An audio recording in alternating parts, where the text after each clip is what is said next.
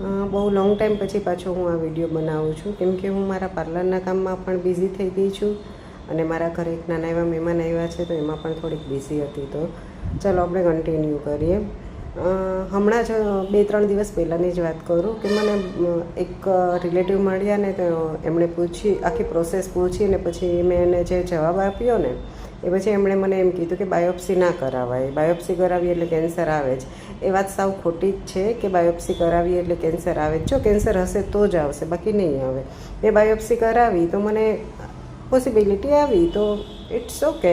અને મારી સાથે જ એક બીજા પેશન્ટ હતા, એમણે પણ બાયોપ્સી કરાવી, પણ એમને કંઈ જ નહોતું. પણ એમને ટૂંકમાં હરેક ડૉક્ટરે એમ કીધું કે તમને આ શક્યતા છે કેન્સરની, પણ એમને હકીકતમાં કેન્સર હતું જ નહીં. એટલે એવું ના માનો કે બાયોપ્સી કરવાથી કેન્સર આવે જ.